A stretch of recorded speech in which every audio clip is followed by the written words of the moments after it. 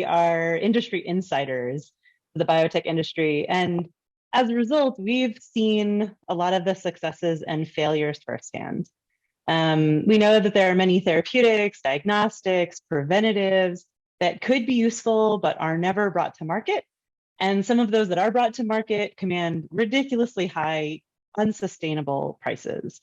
And in fact, the current biotech industry, you might be surprised to hear, has only produced medicines that affect about 10% of human diseases.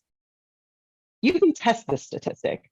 Think about the people in your lives and identify those who maybe have an undiagnosed disease, something they've been suffering for a long time and they still don't know what it is, or a disease that they have gotten diagnosed but is not effectively treated. The cancer that continues to progress, the pain that continues to afflict them day in and day out. So we know this is the reality of the current biotech system. And we think we're at a tipping point in the world to address this. There's public outcry and there's public need. And this is why we've started the nonprofit that you can see named in our background, the 9010 Institute. This reflects the 90% of therapies, diagnostics, and preventatives that we don't have today that we need. And we're here to bring attention and solutions to this problem. So why is this the state of the industry? Well, despite the abundance of drugs, diagnostics, vaccines, and preventatives, and a biotech industry that wants to make them, a lot of this limitation is due to the capital investment that goes into the industry. So as I said, we have medicines for only 10% of human maladies, and this is because of the way that the current biotech industry has to function. That functioning primarily is dictated by the kind of capital investment that is available to them. That investment comes from venture capital, it comes from private equity, it comes from sources that require 5 or 10-fold return on their investment. So they're very much limited to the therapies I denoted here in this yellow box, this gold outlined box, that can command a really high price tag. And they're very much limited in the number of diagnostics, preventatives, et cetera, that can be developed. The high price tags are commanded by drugs that can treat large populations, think Lipitor, think the blockbuster drugs, and they're commanded by the therapies for populations that have rare diseases with no other option. So think about the gene therapies that have come out recently. And in the end, we have a very small drug supply, and we only treat about 10% of the world's diseases. So if this was effective as an approach to treating the world's diseases, we would say, oh, well, this is how it goes, and this is what we have to deal with, and at least there are some drugs being made. But the truth of the matter is that this isn't necessarily the case. There was actually a study that came out relatively recently that highlighted a large decline in cancer mortality in the past decades, but that decline has primarily been associated with behavioral changes and increased screening. So here are some of the examples on this slide of some of the increased screening techniques that's really led to a reduction in breast, prostate, and colorectal cancer. But you might be thinking, wait a minute, she just said that we're not producing diagnostics anymore. And that's true. These diagnostics for these kinds of cancers were produced decades ago. So in truth, this is the state of the current healthcare industry. But we don't think it has to be this way.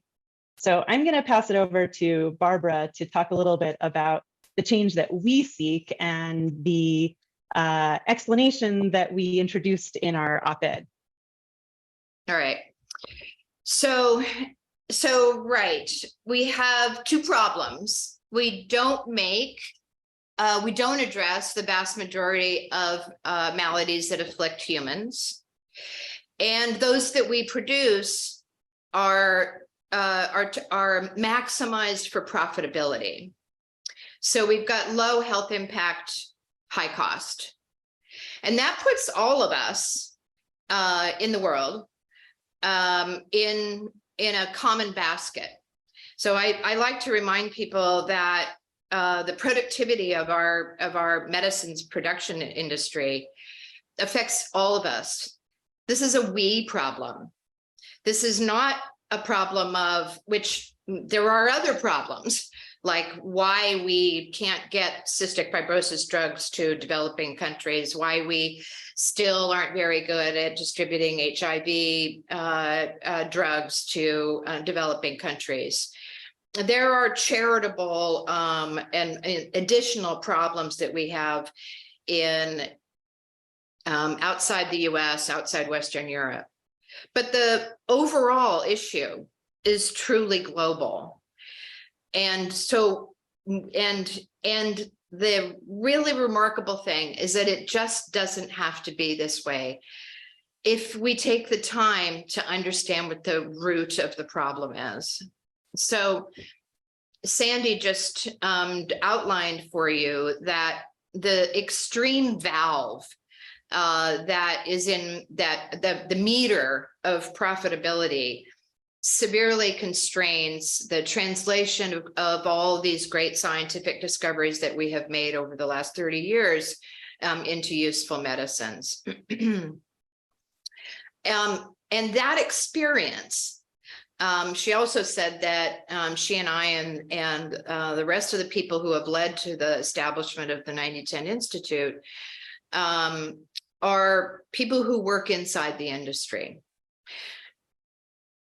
Those of us who've been in that, many of us, and I'm just going to project that there are literally tens of thousands of scientists, engineers, business people, marketing people, lawyers, patent attorneys, who went into this field for purpose, which was to really impact the health of the world with our knowledge and capabilities. So I want to tell you that there is a building pressure of people like us who would like to be pursuing all of their capabilities in healthy companies. And so we're here to help them do that. And in so doing, we believe that we will have great impact on the health of the world. So Sandy, if you can give us another click to advance to the next piece of animation.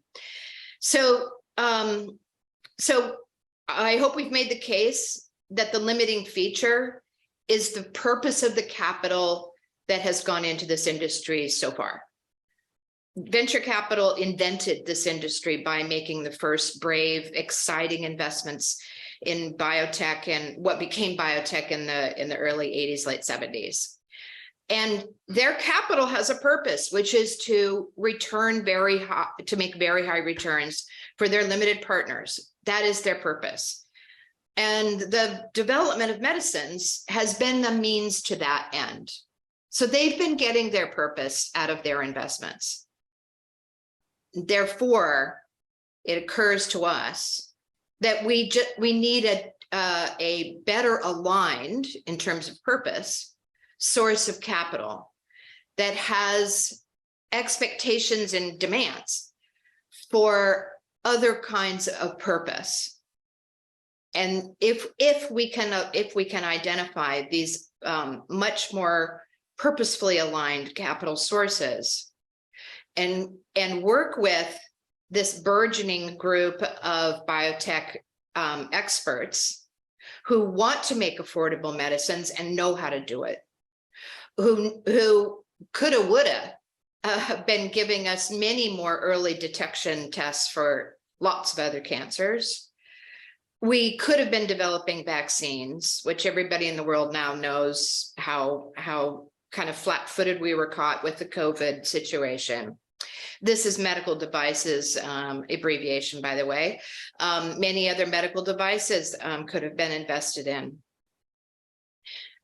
We might have had a 50% reduction in cancer mortality if we had had many more ways to do early detection of cancer, for example. So with better aligned capital sources, and that's a lot of why we're on this program today. We can tell you that there is an opportunity to build a new public benefit industry, technology, biotech industry space. And those folks using today's technologies and with a commitment to doing normal business things, like reducing the cost of what it takes to produce our products and to reduce the risk of failure so that we can reduce the investment risk. These are all things that we have in front of us that we know how to do. We just need to be given an opportunity to do it. And if we do that, you can advance that, Sandy.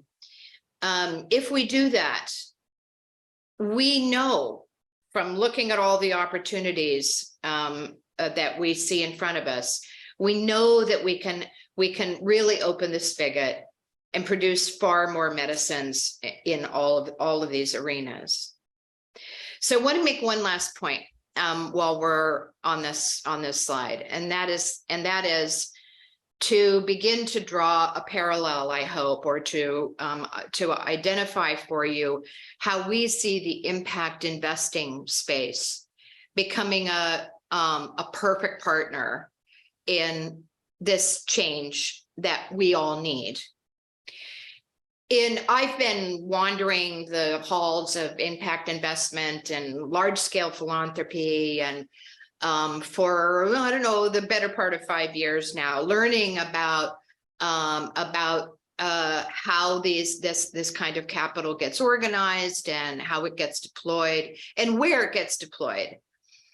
And I'm just going to kind of say as a base case that impact investors look for serious problems, social problems that can be solved if and when the people who are experiencing those problems and limitations are given the opportunity to create productive, successful, sustaining businesses to solve a local problem. So we find people in community or in the sector that where there is a problem. And we bring patient capital, we bring non-extractive capital to that problem and to those entrepreneurs. So I know that it's probably a big shift in thinking, to think that really the biomedical industry, it's so complicated, such expertise, it requires so much capital. So I want to have the discussion today around our belief that, yes, that's exactly what we can do and need to do by now allowing impact investors to think very meaningfully about how they can be hugely impactful in bringing us all the medicines that we actually need.